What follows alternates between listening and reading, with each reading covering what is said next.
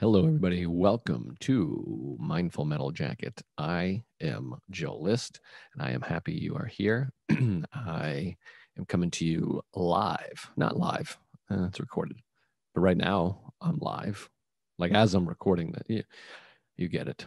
I am in Austin, Texas, a wonderful city, one of my favorite cities, although there's some changes happening downtown. But it is wonderful, and I'm glad you're here. And this is another compilation episode. There are new full episodes coming, I promise. I've been a little overwhelmed and doing a brief hiatus, but a lot of people have reached out and asked if the show is still going. It is. And in the meantime, it's May, which is Mental Health Awareness Month. So we put together a few compilations. And today is a compilation of talks about OCD and hypochondria, which certainly is a big theme of my life and of the show. And I got some great guests and some great snippets from some past guests, including there's a bunch of my dear friends, Isabel Hagen, Steve Rogers, who's been on the show twice, and Greg Warren, who's an OCD sufferer and was kind enough to come on and talk about it, and Bridget Phetasy, who is a fellow hypochondriac and a sort of a hypochondriac in recovery. And she's been extremely helpful to me and was helpful in this episode particularly. So there's a bunch of stuff from all of them. And I think this is a great episode that the producers of the show were kind enough to put together. And I'm really happy about it and excited about it. And I hope you'll get a lot out of it. Even if you don't suffer from either of those things, there's a lot of great tips and insight on just how to live a healthier lifestyle. So grateful for all those people. They're all people that have helped me a lot through my suffering of these things. And they're also happen to be really funny people as well. So I hope you enjoy it. I hope you'll look them up if you don't already know them. They all are great stand-ups and storytellers and podcast hosts and a whole bunch of other stuff. So, but mostly great people. That's most important to me. Or maybe it's not. I really appreciate comedy.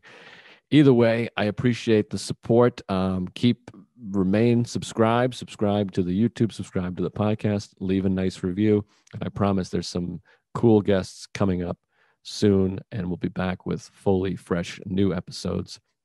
As always, I'm really grateful that you're here, that you stopped in to watch and listen, or however you're consuming the podcast.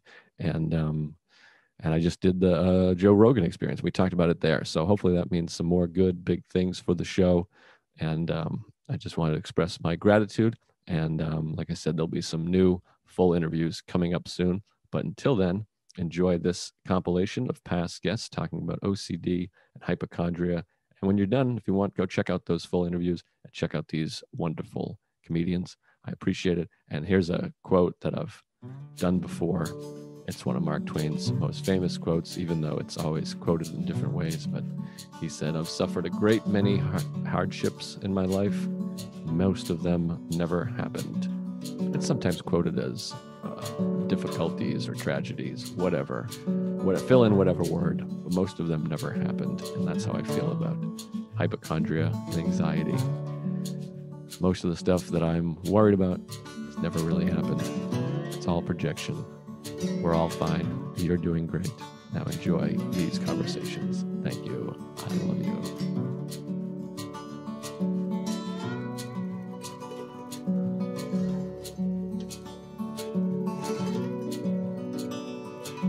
But I had some serious OCD issues that I think if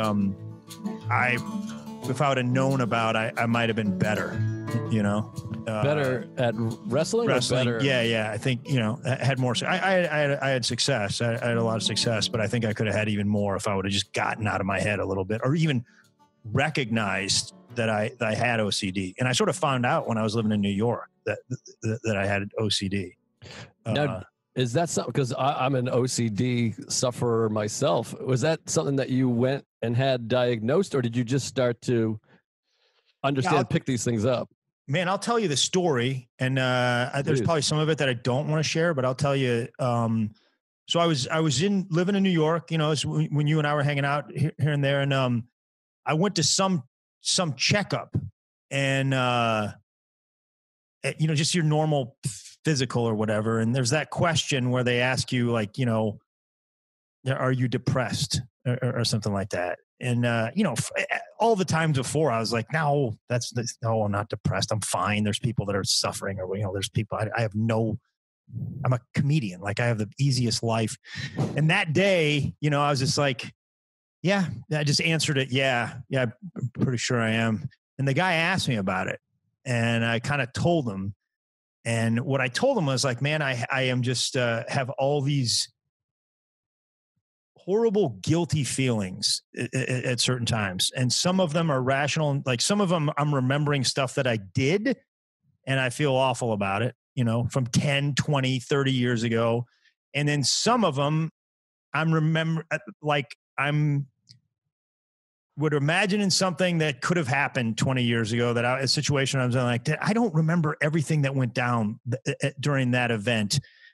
And maybe I can't really remember. I can't really prove that I didn't do this one thing. So maybe I did this terrible thing, right. which, and this sounds crazy, I'm sure, to you. And I had this going on since I was a kid. And, I would, like, as a little kid, I remember confessing to, like, breaking stuff that I didn't break, and it sounds insane, but it would sneak up on me at different times in my life. And for whatever reason, during the time when I was in New York, it was really hitting me hard, and I'd never really said it out loud to anybody. And the guy was like, yeah, man, let me have you talk to our social worker that's on staff here. And I'm like, I'm not talking to a social worker. Like, what that sounds like, no, I'm not talking. There's, like, trust me. He's like, had to talk me into it. She's like, really? She's good. So it was terrifying. I talked to her. The most thing I was terrified was, like, I'm going to tell these people that, like, I imagine that I did this stuff, and they're going to be like, well, you did it. We know you did it. Right. So I was in Brooklyn, and I remember just sort of spilling my guts out to this lady, and she was like, yeah, that sounds a whole lot like OCD. She's like, that sounds, and I'm like, well, nobody ever said OCD. I don't think it's OCD. She's like, that sounds a whole, she goes, you live in New York City. She goes, let me do this. Let me call around, and let me, basically therapy was founded on the Upper West Side of New York City. She's like, there's a guy somewhere in the city that's the best for what you're talking about. At least let me hook you up. So I went and I saw this guy. And I mean, the day I walked in there, he's like, I start talking for 20 minutes. He's like, this is a thing called scrupulosity OCD. And it's mostly common with people with religious backgrounds. And I'm like, well, I'm not. He's like, but it happens with other people, and just the fact that he said that it was a thing, really, I'm like, oh, this is a thing. This isn't, I thought this was only me. I thought this was only my thing. Right. And I got some help from him, and it creeps back up now, and I should probably be seeing a therapist more, but it really helped just to see him for 10 times. And I have other OCD stuff too, like the normal, some of the other kind of stuff. But, I remember just, like, in wrestling, imagining, like, this guy, like, I still remember my senior year, I was wrestling in the conference finals against this guy that was not good, Joe. He was not good. And in my mind, I was like, I don't think I can beat this guy. I just had it imagined, I just created this version of this guy, and I went out and won like 15-0 in like 2 minutes.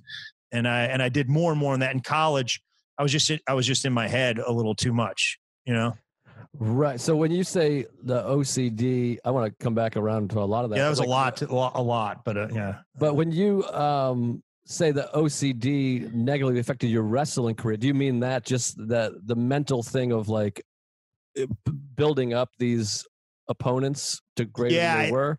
Yeah, and I think a lot of irrational thought, or just thought alone. I think when you get to a certain level, I was a Division I college wrestler. We were good. I was in the Big 8 conference back then, which is like the Big 12 now. And I was wrestling the best guys in the country. I was wrestling Olympians. I was good. I wasn't going to make the Olympic team or anything, but I was good. And I think sometimes you think, well, it's got everything to do with how you mentally prepare for it. It doesn't. You're just good. And I think the less you think and the more you just wrestle, and more realizes this is not the end of the world one way or the other, the better. And I just didn't have the tools to. I don't think I had the tools to notice what a rational thought was back then. Right. I just thought it was, and you know, I've heard even just in the few times I've tried meditating or whatever, they talk a lot about it's just a thought. That doesn't mean that it has this, because this thing popped in your head doesn't mean that it has the weight of the world or that it's some sort of indication of truth or you know, which I didn't, as a college kid, I definitely didn't, you know, I just didn't have the tools to understand that.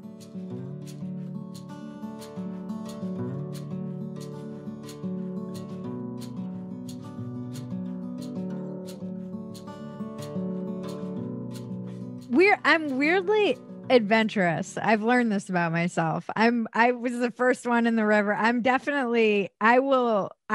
know that the feelings you and I are describing are just being outside of our comfort zone. So it's not that you were healed. It's just that you were in a comfort zone and you push yourself outside of your comfort zone. And then you have to expand.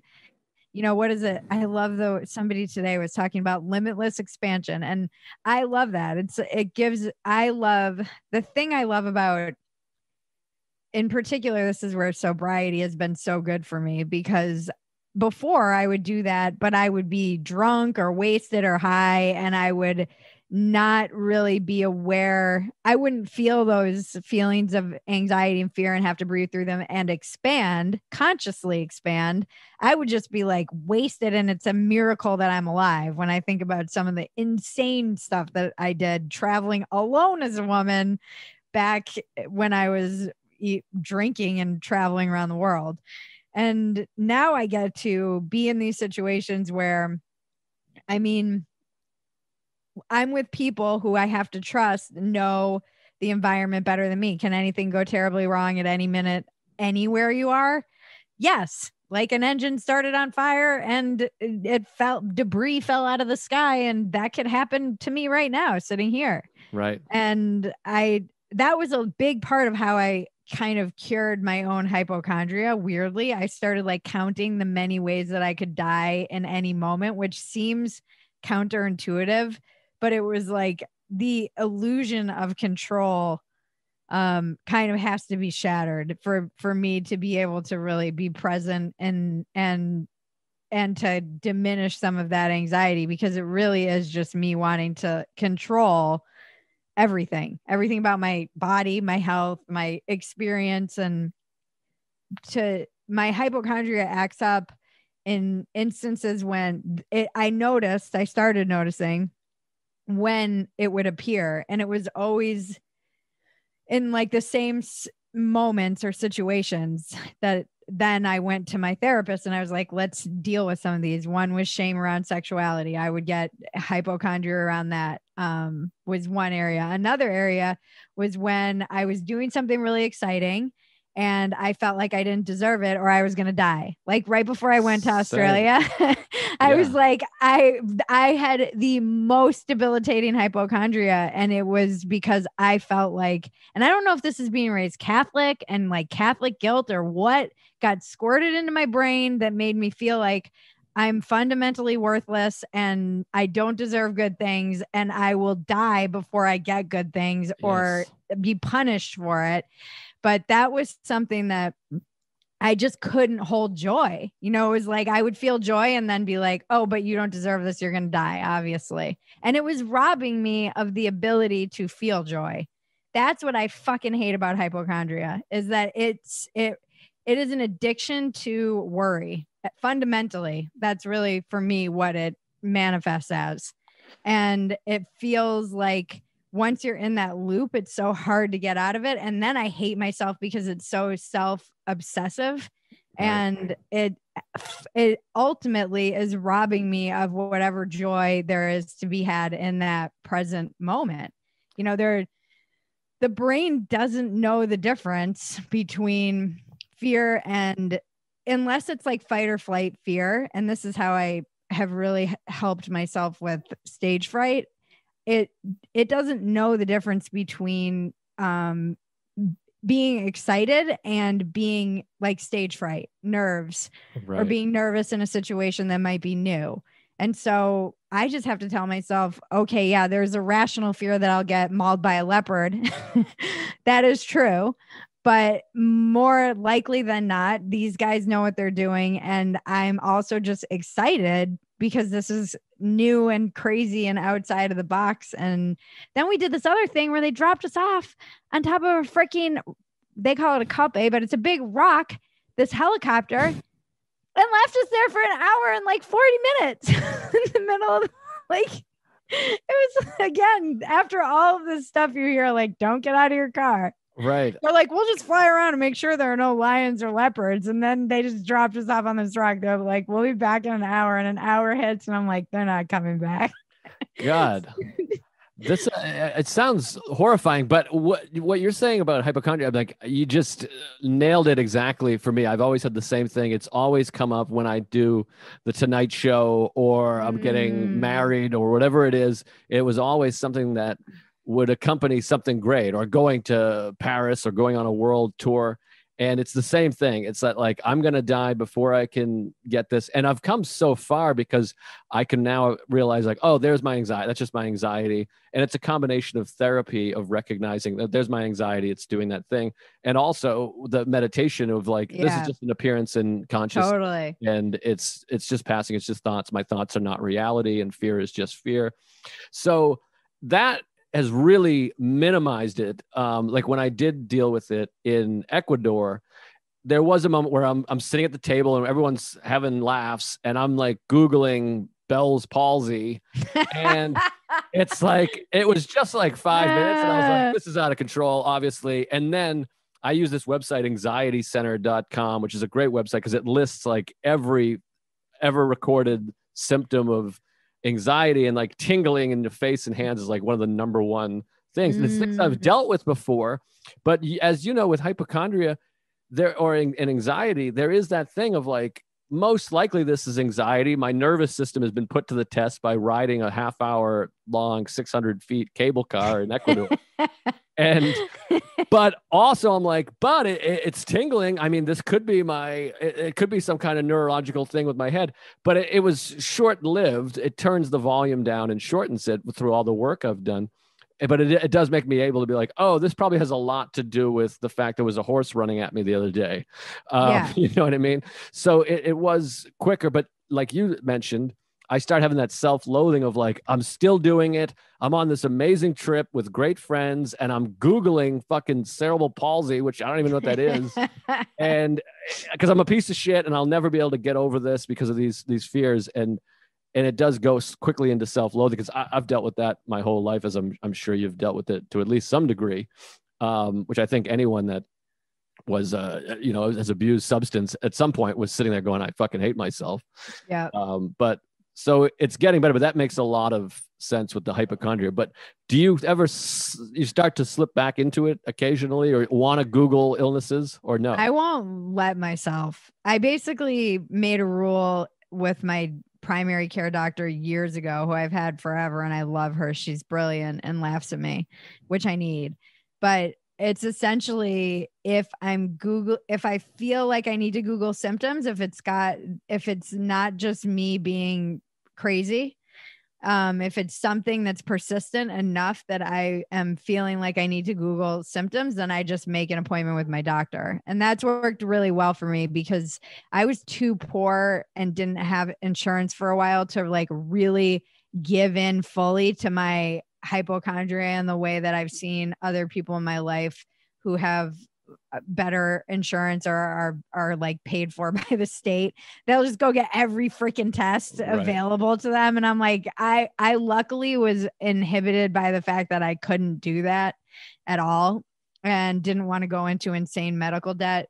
I mean, I definitely had moments in hypochondria that were comically embarrassing in my early hypochondria, but I also had crazy things happen to me that would only happen to a hypochondriac because God has a fucked up sense of humor. So I think I was like 20, and I was going to get my first AIDS test and HIV test. And I went to a local place, And this was back in the day when you had to wait a week for the results. This wasn't like the rapid test you get at like a pregnancy test now. Right. And I went to this clinic and I got the stuff, and then they're like, okay, they called, they're like, come back for your results. And I go up, and I was so nervous. I had been with a guy who had cheated on me with hookers. So I was like, and I was already a hypochondriac, and I convinced myself, because I was Catholic and all this guilt around sexuality and shame and all this stuff, that I absolutely had HIV. And I went to the window, and the woman looked at my name and then burst into fucking tears and walked away. And I was like, oh my God, my knees buckled. I was with my friend. Holy shit. Because I was like, I knew it. I fucking have AIDS. I seriously want to like write this story and do it at like the Moth, like the 5 minutes that I had AIDS. Because this was then, they didn't even give you the results there in that room. You had to like walk outside and go to another building next door. God. And I had like rubber legs. Like I remember it so vividly because it was so visceral. And the woman just started crying and walked away. And the other woman was like, you have to go next door to get your results. And my legs were just shaking. And my friend was like, oh my God, my friend she thought I had AIDS too. And then we go into the next place, and this nurse runs out and she's like, I'm so sorry. That woman just got bad news about a family member. I was like, wow. This is fucked up. Like, I should sue you for emotional distress. You should not be crying when somebody's coming to get their HIV results. Like, burst into tears. That's insane. It traumatized me. I thought you were going to say you got like a false positive, because I had a friend that happened with that. So she was just crying on her own thing. Like she just was. Yeah. It had nothing to do with even more me. insane. Yeah. I mean, that's fucking crazy. Yeah, well, it was nuts. I'm glad you didn't have AIDS. I was just writing about HIV because I can't remember if we talked about this, but I was talking about it to somebody, but I just found these notes that my mother had stored when I was 7. I went to a psychologist to have like what do you call that? An assessment or whatever, an analyst. And they wrote down all these things. My mother wrote all these things after talking to the psychiatrist. And he was like, yeah, Joe has so many phobias. And one of the things my mother was writing was like, yeah, he asks about AIDS all the time. And I was 7 years old. Like this is 1989. So it was like, I think it's when Ryan White was a big thing. And they were talking about like, it could happen to anybody. And here's this 12-year-old kid with AIDS. And so at the time I was 7, I was like horrified that I was going to have AIDS. And I didn't start shooting heroin until I was 9. So, but it really was like a genuine thing. And I felt like for me, nobody said to me, you're 100% not going to get AIDS.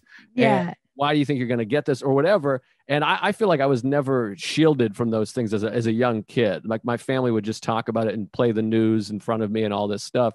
And that Ryan White, I hated that son of a bitch because he was like this 12-year-old, white kid from the suburbs, whatever, who they're like, anyone could just get it. Cause I think he had a blood transfusion is how he got it. Do you remember that kid? I do. I feel like, there's a mosquito in here. It probably has AIDS. I used to think I could get it from mosquitoes. But I do wonder how much of that was just that, like you said, we kind of came of age, because then I went to a doctor one time and I was like, I'm nervous. And he's like, why? I was like, because I just am worried that I have AIDS. And he was like, he started laughing at me. He's like, no one dies of AIDS anymore. He just like laughed at it. He was like, Bridget, even if you have it, like you're not going to die. And I was thinking about like how far we'd come even in that statement, just that he was like, no one dies of AIDS anymore. It was like, he looked at me like I was a ridiculous person because I still had the mentality that I was raised with and came of age. We kind of came of age as it was like the epidemic was really unfolding. They were starting to name it, know what it was. There was untreatable. It was basically a death sentence. And I almost am like stuck in my brain in that place with it. And now it's like, it's so manageable, and it's a miracle of modern medicine. And it's something that I lived in so much fear, and there was so much stigma around it and shame and all of it. And so, yeah, I think my hypochondria really started around AIDS and sexually transmitted diseases, but in particular HIV, just because of our age as we were growing up in our teens, preteens. This was like, it dominated the news cycle. So yeah, of course we're gonna like, that's in our brain. That got in that like developmental stage of our life.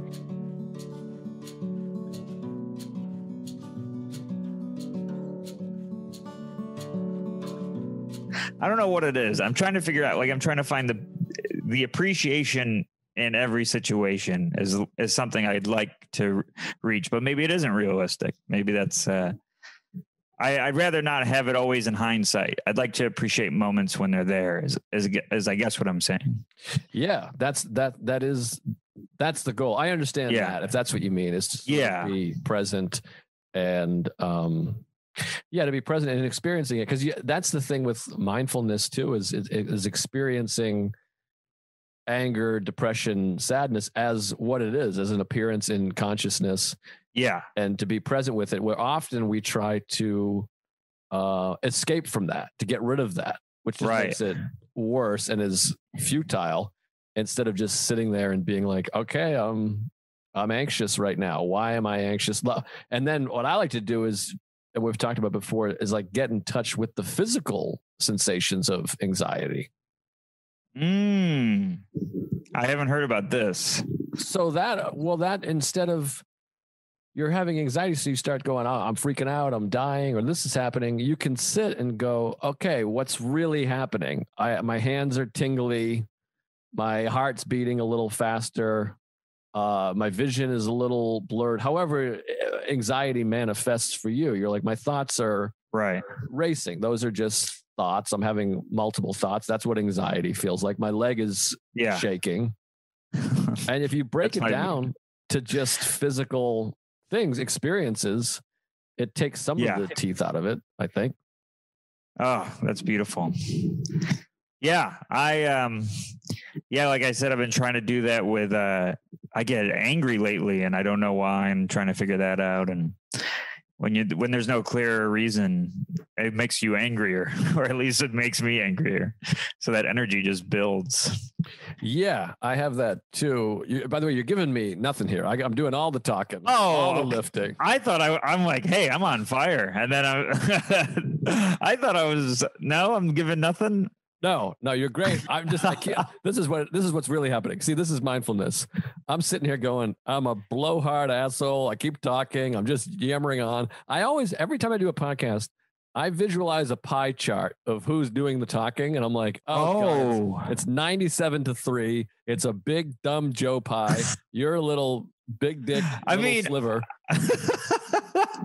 I see it as I'm having a great time, but worried that I'm not giving you anything. But now I'm extra worried. Well, I'm trying to play tennis. I'm just serving aces over here. I have, what advice do I have for you? I don't know. That's what I'm looking for. Give me something. Stick something in my ass over here. All right. I mean, it'll be a sliver again. Well, Seinfeld had a great thing that he talked about in the comedian, commentary with my dear friend Colin Quinn. And Seinfeld had a great thing where he said, and I completely agree with him, and maybe we've talked about this before also, but he said the biggest disappointment to me in life is how few people are really enjoying it.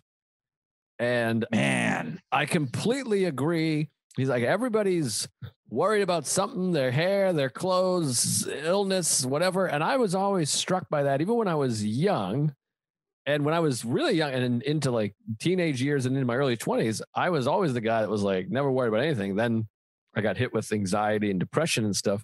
Right. But it is striking how few people, I mean, really few people seem to be enjoying life.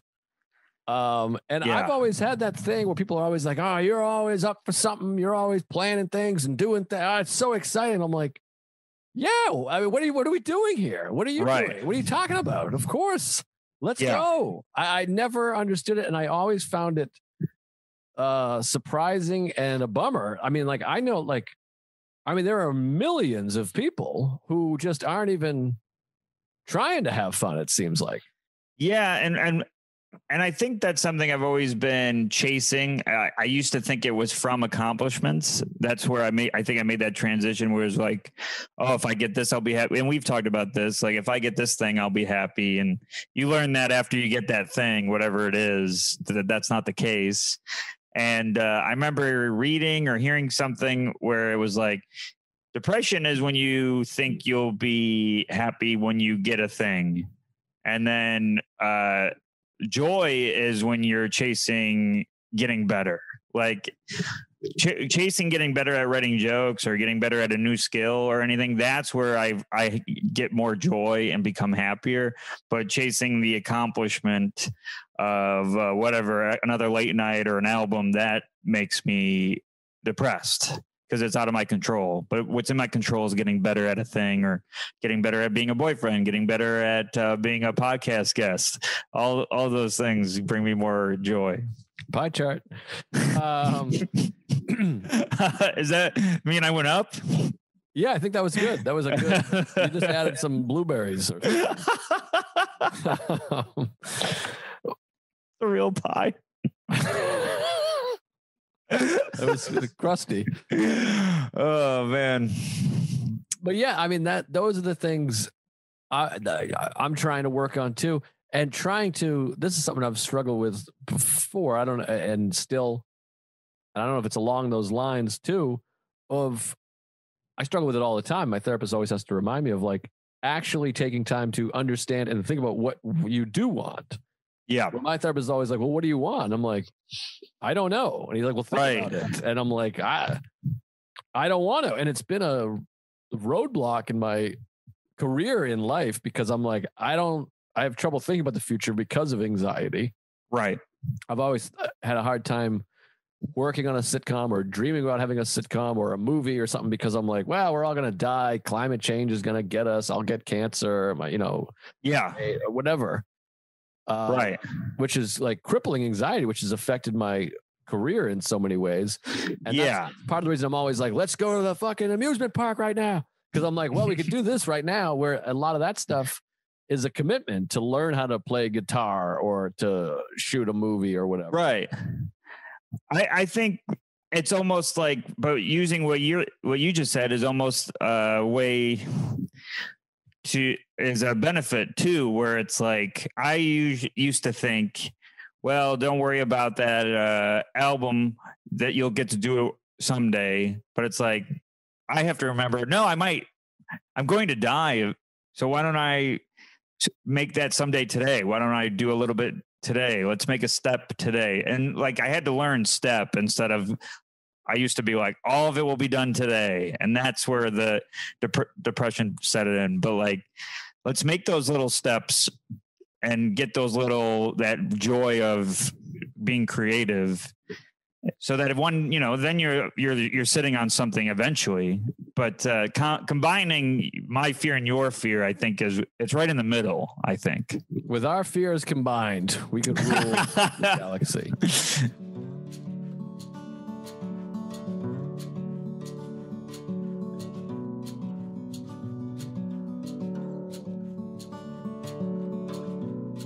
Mine has eased up a little bit over time as well, but I also used to do the thing where like I essentially would have to roll my eyes as a tick. Like I just did it for you. Like, I don't know if you can see that, but that was a tick for me. So people would think I was rolling my eyes at them because I just like had to do that motion where I would like roll them up. I have a thing that I do in the car, and this is all OCD shit, where somehow I would think about crashing or destroy the car, which I still have when I drive, of like, what if I got hit by a car or drove off and died in a car wreck? And I would have to do like knock on wood. Like people were like, don't knock on wood. And somehow started by knocking on my head, like that old joke, knock on wood. People would knock on their head like their head is wooden. And then I thought of the joke, wood, like an erection meant wood. That's what you would say years ago. So I would knock on my crotch, and then I would knock on just the dashboard because that feels like what you would knock on. So for 15 years of driving, anytime I had a bad thought or someone would say something, I would do all three. I would have this tick where I hit my head and then my groin area and then the dashboard. And no one ever really noticed it, but it's something I've done 5,000 times. Yeah, I had a period. We really do have a lot of. Having mine soon. Can you tell? That wasn't funny. I'm sorry. You can edit that out. Terrific. Anyway, I'm going to edit out all of your lines in this. Just edit out. I'm not even going to send you my track. It's just going to be me for 25 minutes. But I had a really similar thing. You outgrew the knock on wood thing completely, right? You don't do that anymore. I think so. I don't know. I don't know. I mean, I drove here by myself. Maybe I did it. I might do it and it's like so subconscious. But I think now, like you said, I'm like, I don't need to do that. It's like, this my OCD. Sarah calls it my Joe CD. Oh, okay. Because when I was maybe 11 for about a year, I also decided I needed to knock on wood. Anytime I had a bad thought, like I would be like, in my head, I'd be like, you never had cancer. And then I'd have to knock on wood. Like I would like bully myself and compulsively say these things.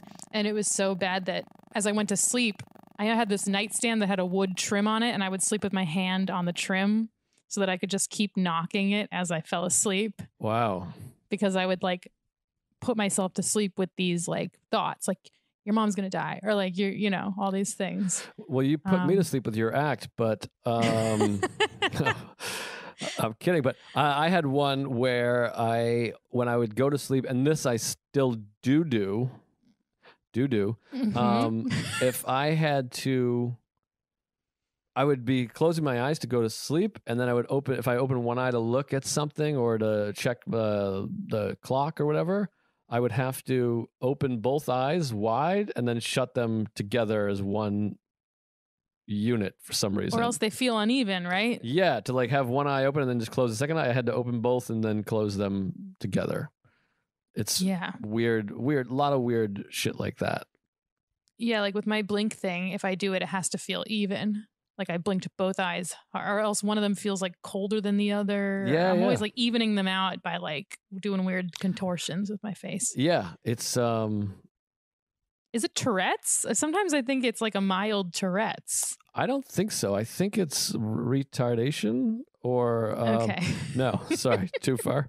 I think that it's I think it's OCD. I think that's all OCD. And then so is like whenever I'm driving, I have the visual of like crazy wreckage of driving off the highway or getting clipped and then just like a crazy bloody crash and the ambulance coming, and I have to snap myself out of it. Yeah. Do you have problems seeing really gory things in films? Like, do the images like stick with you like too long? Or maybe that's everybody, but I feel like I get like really disturbed by certain things and then like keep seeing them over and over again. No, I don't think so. I don't have that, but what I never have that. Like movies don't bother me at all. But I do have I do get bothered by needles going into an arm when they show it on the news all the time, and it makes me fucking sick. I hate that. But I do have, and this is another OCD thing, the visualization of violence sometimes, of just people in the street. Like I picture what it would look like for someone to get shot in the skull, to just have like that, like, and I think about it when I see people like in the park, which is weird. Yeah, that's really weird. I think there's no. But that is part of OCD, to like visualize like horrific violence. Right. Yeah. I guess I don't visualize that specific thing, but I definitely visualize like bad things or I'll worry that I'm going to do something bad like in my sleep. Oh, interesting. Oh, what if I like hurt someone in my sleep?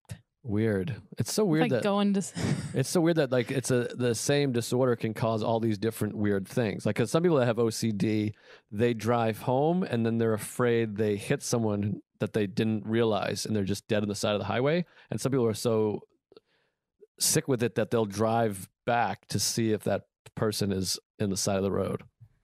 Oh, wow. Yeah, I don't do that, but that just makes sense to me. Right, Like, right. that compulsion makes so much sense. Yeah. I'll be like, if I'm sharing a living space with someone, I'm like, what if I like murdered them in my sleep or something? Yeah, it's fucking weird that those thoughts are in there. Or things of like laughing at a funeral or screaming like the worst thing possible in the supermarket. I have things like that. Like, what if I yell something horrible?